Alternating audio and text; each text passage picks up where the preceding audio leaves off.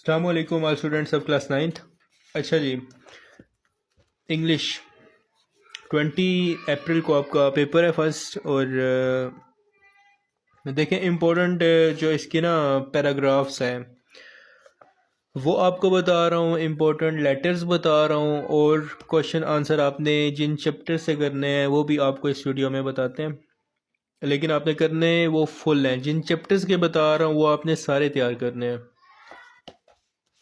अब आपके चैप्टर्स हैं ना टोटल, इनमें से जो मोस्ट इम्पोर्टेंट हैं पैराग्राफ्स के हवाले से और क्वेश्चन आंसर्स के हवाले से।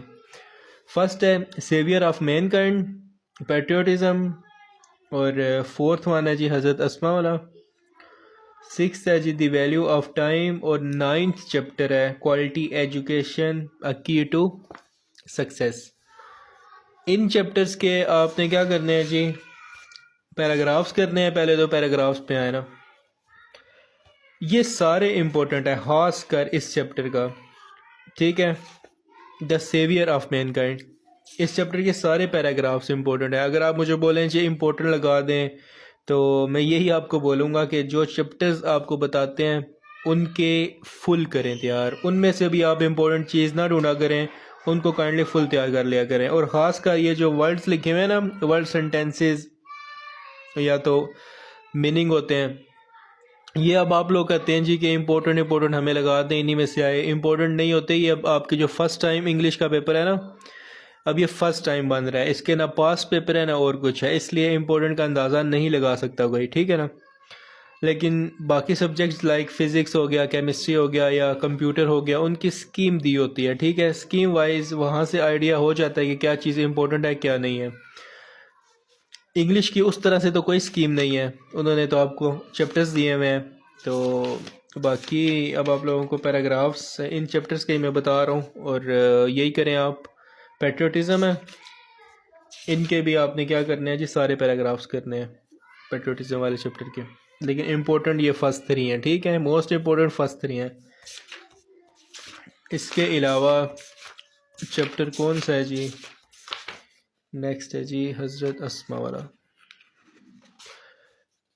फर्स्ट चैप्टर और ये फोर्थ चैप्टर ना, ये मोस्ट इम्पोर्टेंट चैप्टर है ट्रांसलेशंस के हवाले से, यहाँ से आ सकती है, ठीक है। ये आपने लाजमी प्रिपेयर करनी है। और देखें इन पे देखें सारों पे टिक लगे हुए हैं, ये सारी इम्पोर्टेंट है, ठीक है ना। और आपको मैंने चैप्टर्स बताए हैं अभी, फर्स्ट करना है, सेकंड करना है, फोर्थ, सिक्स्थ और नाइन्थ, ठीक है। इनके ट्रांसलेशंस करें और क्वेश्चन आंसर भी आपने इन्हीं चैप्टर्स के करने हैं तैयार सही तरह। और जो आपके पास समरीज दी हुई है ना, ये आपने दोनों तैयार करनी है।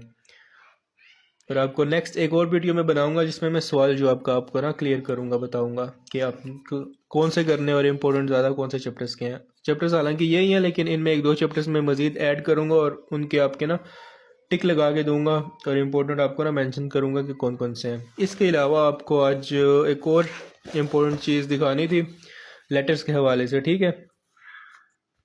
लेटर्स कौन कौन से इंपॉर्टेंट है, कौन से आपने करने हैं, टोटल 8 हैं।